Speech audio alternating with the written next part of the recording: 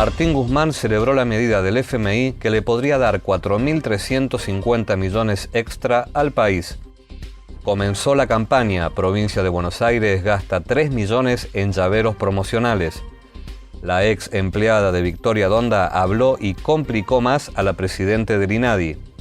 La Iglesia Católica conmemora el Día del Niño por Nacer. Nos toca a todos y al Estado cuidar la vida desde su concepción. Hadassak afirma que llevará a cabo un ensayo de vacuna contra el SARS-CoV-2 en Brasil. Desesperación de la gente en Brasil por aplicarse la vacuna contra el COVID-19. Guerra en Siria. Hace exactamente 2 años que los abogados presentaban los primeros casos de crímenes de guerra contra Assad. Otra preocupación adicional en Venezuela. Ahora van por la invasión de propiedades abandonadas. Hola Hispanoamérica, bienvenidos a la primera edición de Noticias TLV1 nacional e internacional. Con este proyecto apuntamos a brindarle a nuestra audiencia una fuente de información veraz y comprometida con la verdad. TLV1 transmite directamente desde nuestro sitio web www.canaltlv1.com. Es muy importante tu colaboración económica con TLV1 para que nuestro trabajo de informar siga siendo posible. Podés colaborar accediendo a los enlaces que figuran debajo de la descripción de este video. Acá te contamos lo que otros no quieren contarte, por eso ya mismo nos vamos con toda la información.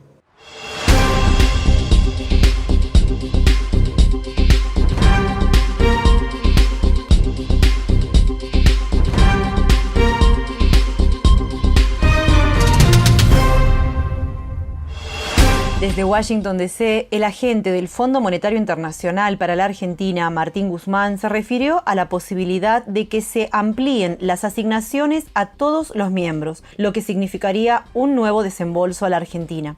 En su rol de ministro de Economía argentino, Guzmán celebró una medida del FMI por la que Argentina podría recibir 4.350 millones de parte del organismo.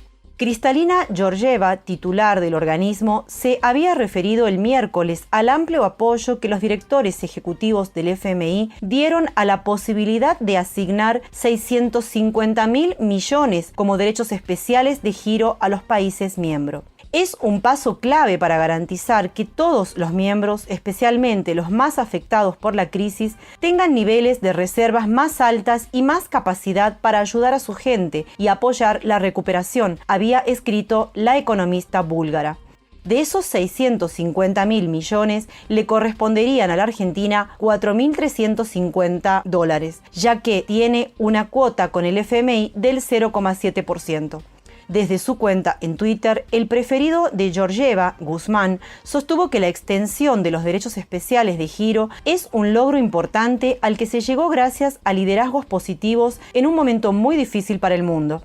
En esa línea consideró que les va a permitir a los países que más lo necesitan tener mejores condiciones para lidiar con los efectos de la pandemia. Irónicamente, al mismo tiempo, en Argentina, la vicepresidente Cristina Kirchner participaba de un acto realizado en la localidad bonaerense de Las Flores, en conmemoración por el 45 aniversario del último golpe de Estado, y en el que con su habitual demagogia y desparpajo espetó este aviso al Fondo Monetario Internacional: no podemos pagar la deuda, no tenemos plata, las condiciones son inaceptables. En plena crisis económica, el Ministerio de Comunicación Pública bonaerense se prepara para repartir souvenirs de cara a la campaña electoral. En las últimas semanas del 2020, el Ministerio de Salud había gastado 84 millones en gorras, remeras y tapabocas con el mismo fin. El despilfarro no se detiene. A través del proceso de compra 401-0074-CME21, el Ministerio de Comunicación Pública de la provincia de Buenos Aires, actualmente bajo el mando de la prensera Jessica Rey, saldrá al campo de las compulsas públicas para hacerse de 25.000 llaveros de goma con el logo del gobierno de Axel Kicillof. La decisión se da en el marco de un año de elecciones de medio término, en el que las últimas encuestas muestran a un Kicillof muy debilitado en su imagen, con niveles de desaprobación que ponen en riesgo la posibilidad de dominar la legislatura bonaerense.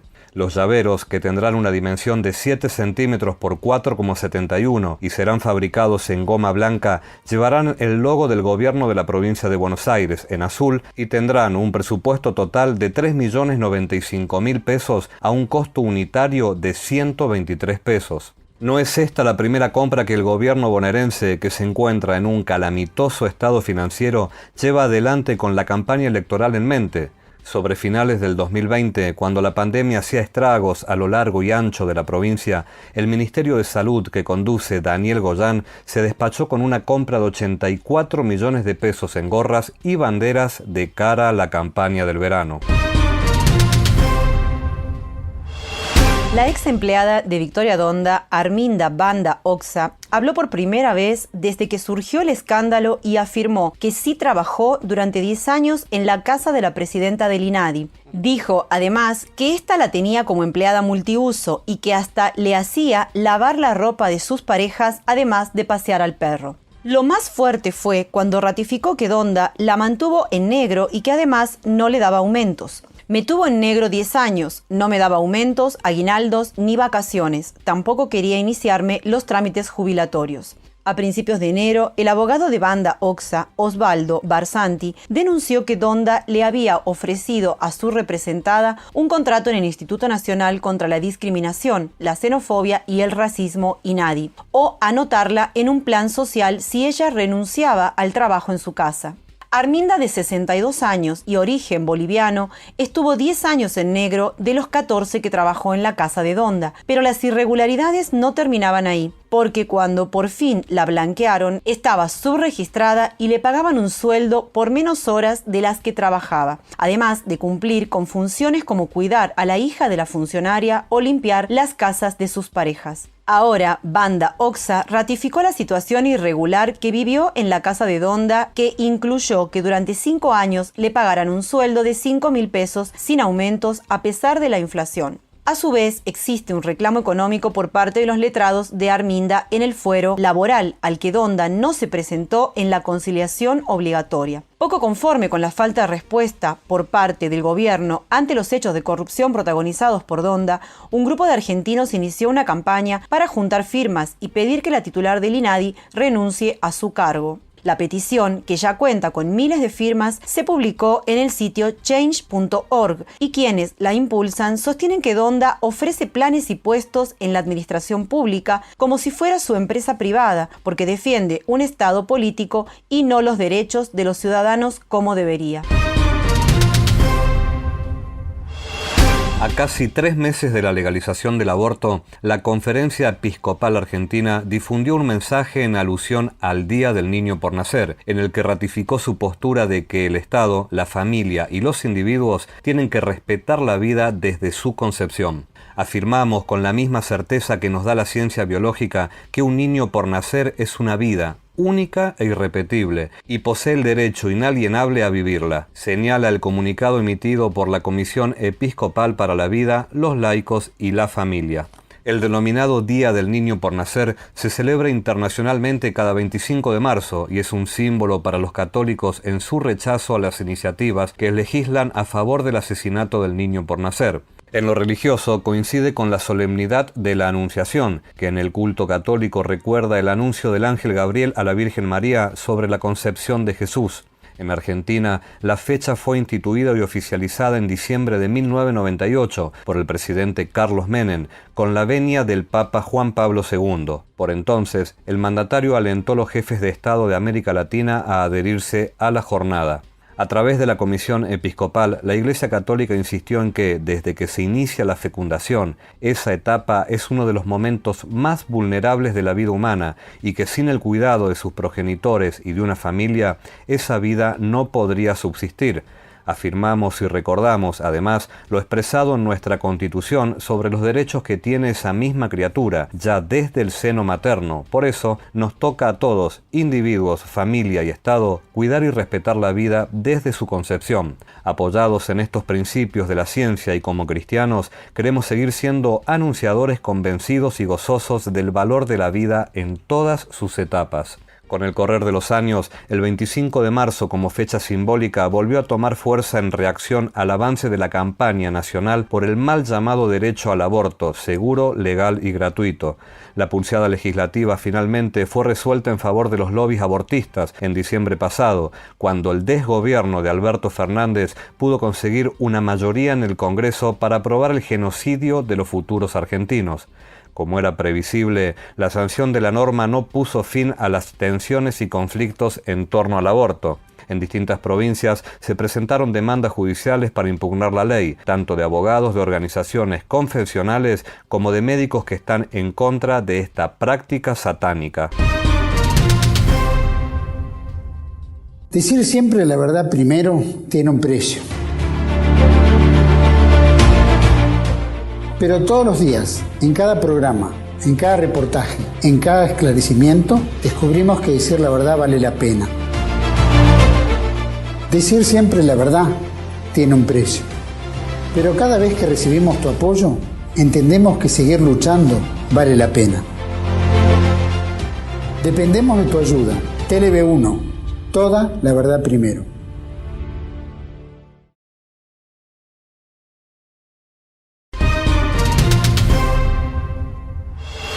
Israel busca realizar la fase 3 de su vacuna contra el SARS-CoV-2 y para ello necesita entre 30.000 y 40.000 personas.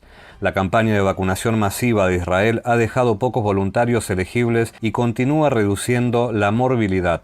Una delegación de representantes de alto nivel del gobierno de Brasil y la organización médica Hadassah, reunidos en el Hotel King David de Jerusalén el 9 de marzo, formalizaron una estratégica alianza. El asesor del presidente Bolsonaro en asuntos internacionales, Felipe Martins, dijo que la delegación estaba en Israel para profundizar nuestra asociación en el área de ciencia, tecnología e innovación, incluso a través de la cooperación en el desarrollo de medicamentos y vacunas contra COVID-19. Algunos otros países también han expresado su voluntad de participar en un ensayo de fase 3 con la vacuna Brilife, incluido entre ellos la Argentina. Según pudo saberse, la vacuna Brilife es diferente a las vacunas Pfizer o Moderna, que son vacunas de ARN mensajero. Por ello, una vez inyectada, no causa una enfermedad por sí sola. El innovador vector que utiliza no infecta a los humanos. En cambio, el cuerpo reconoce la proteína de pico y comienza a desarrollar una respuesta inmunológica.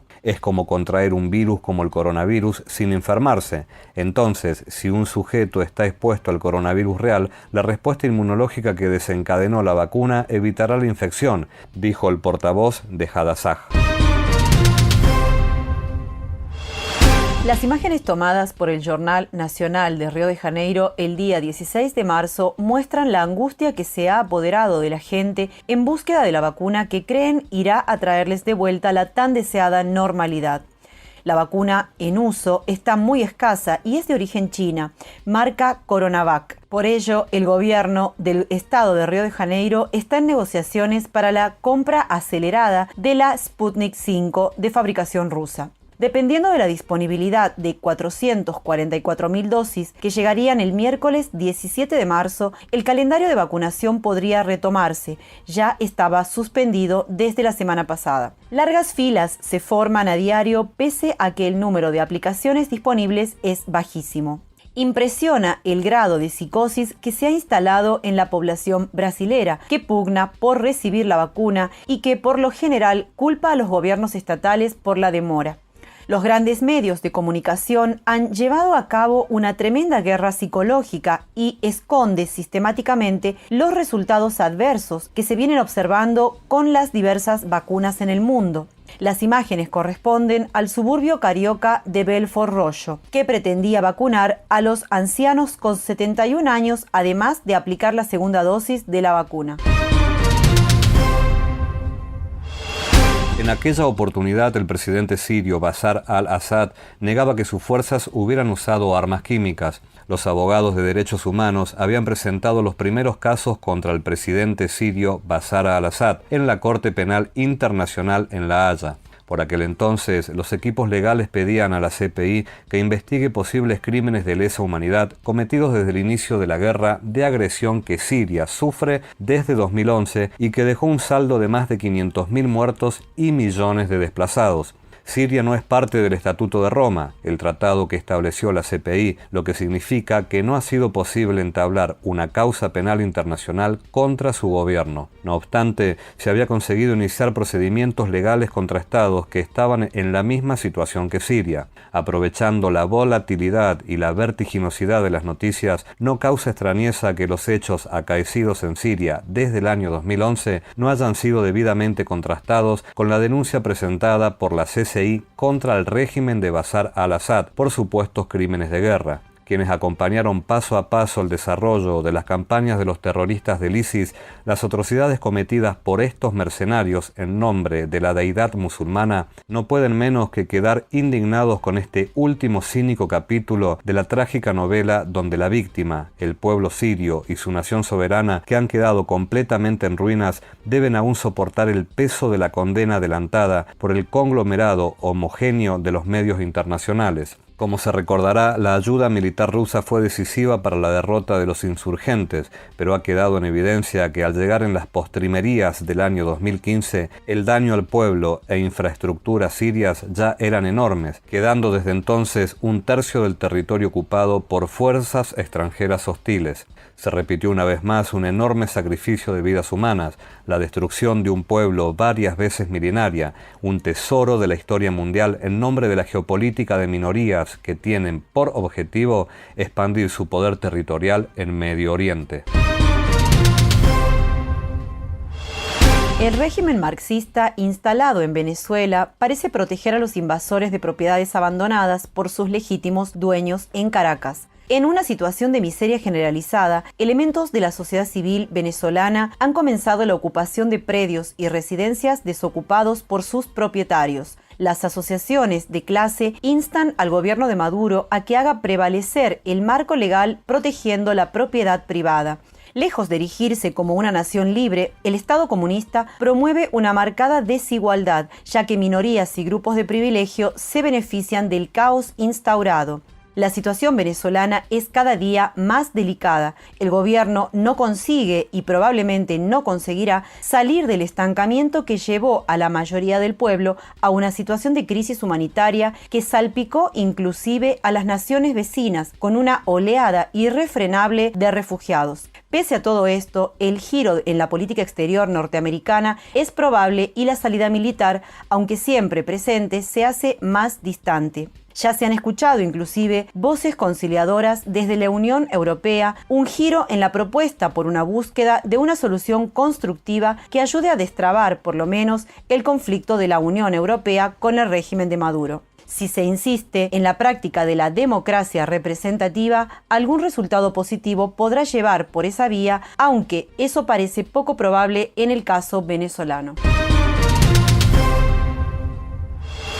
Ahora escuchamos la reflexión de la semana. La misma estará a cargo del procurador, profesor de inglés, investigador del NOM, articulista, escritor y director de la página nacionalista católica San Juan Bautista. Escuchamos desde Tucumán a don Augusto Espíndola.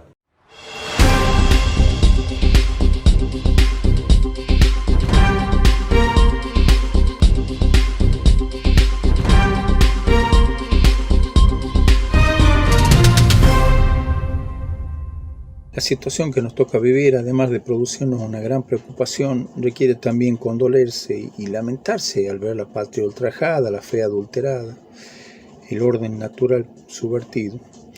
Y esa justa pesadumbre que nos embarga al ver esta situación humanamente irreversible no puede conducirnos a una actitud abúlica para enfrentar al futuro, por más que este sea incierto o ciertamente terrible, sino más bien todo lo contrario. Con la fuerza armada rebajada y desnaturalizada, con el poder en manos de quienes son enemigos de Dios y por consiguiente de toda la humanidad, con grupos foráneos y mercenarios autodenominados pueblo originario, ocupando y devastando territorios que no les pertenecen, con la autoridad apañando y fomentando su ilegítimo accionar, con gobiernos provinciales transformados en pequeños estados totalitarios, actuando con prescindencia del sistema jurídico que corresponde a la nación, que de por sí ya era bastante deficiente, con la imposición en todos los ámbitos de la vida pública de la contranatura, la entrega de nuestros recursos naturales a otros países o la permisividad del gobierno y hasta complicidad del saqueo de estos mismos, la justicia sometida al poder político y encima con este inocultable nuevo orden mundial que impuso esta dictadura sanitaria global, aceptada sin reparos con los más pueriles argumentos, y podríamos agregar un largo y tristísimo etcétera. ¿Cómo podríamos todavía hablar de soberanía nacional o avisorar posibilidades verdaderas y factibles de un cambio o una reconstrucción nacional? El escenario está ciertamente armado para que tarde o temprano esta creciente burbuja de maldad termine explotando. Y ese momento no va a ser precisamente el de la resurrección, el de la reconstrucción, sino el del más absoluto y apocalíptico caos, que está, sin lugar a dudas, previsto meticulosamente. Si estas palabras se entienden en clave derrotista es porque, abandonado el sentido realista de la existencia, nos volcamos una y otra vez hacia un voluntarismo tan utópico como descomprometido.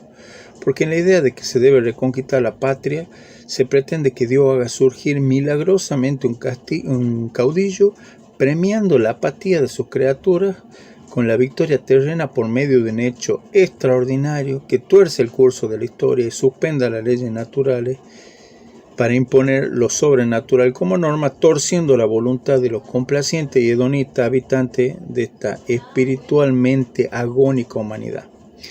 Quienes hoy están detrás de todas las actividades disolventes de nuestra y todas las patrias, tienen como leitmotiv de su existencia el conseguir el dominio temporal a toda costa, aun prescindiendo de la vida eterna. Pero nosotros tenemos la enseñanza de ese Dios verdadero al que ellos desprecian, que nos dijo de qué sirve al hombre ganar el mundo si pierde su alma. Entonces, ¿cómo pretender recuperar la patria de espaldas al creador de la misma? Por lo tanto, lo que podemos hacer es empezar por el principio. Volver nuestros ojos al Supremo Legislador, seguir sus leyes antes que la de los hombres y dar el testimonio que Él espera de cada uno en el lugar que nos corresponde y en ese sentido buscar y vivir la verdad aún teniendo el mundo entero y el universo en contra. Esa lucha cotidiana fue la que llevó al martirio a los primeros creyentes y su sacrificio fue semilla de nuevos cristianos, por lo que no corresponde menospreciar el testimonio veraz y coherente del que no busca alianza heterodoxa ni maquiavélica artimaña para conseguir la fuerza que nunca nos va a dar el número, sino solo Dios y más en estas circunstancias. Si nos preguntamos si la lucha vale la pena, la respuesta es que hoy más que nunca, cuando menos posibilidades aparentes tengamos, es cuando más gloriosa va a ser nuestra participación en este buen combate. Y cuando más vamos a acumular tesoros en donde ni la polilla y el rumbe destruyen, ni donde los ladrones horadan y roban. Si nos toca perder, que sea del lado que corresponde. No es hora de bajar los brazos, pero tampoco de buscar los éxitos terrenos, sino la mayor gloria de Dios y de esa patria que nos dio para cuidar, defender y ser felices. Sabiendo que para Dios no hay héroes anónimos, mantengámonos firmes en el lugar que nos toca, sin tener miedo a los que pueden matar el cuerpo, sino más bien a los que pueden hacerlo con nuestra alma. Dios bendiga a nuestra bendita patria y a los que se ofrendan sin guardarse nada ni esperar nada para ellos mismos, más que la satisfacción del deber cumplido en el buen combate. Soy Augusto Espíndola para Noticias TLV1. Y con estas reflexiones cerramos el programa de hoy e invitamos a todos nuestros oyentes a difundirlo entre sus amigos y conocidos. Es muy importante tu colaboración económica con TLV1 para que nuestro trabajo de informar siga siendo posible. Queridos amigos, es hora de despertar. Nosotros los esperamos en la próxima emisión de Noticias Nacional e Internacional de TLV1. Toda la verdad primero.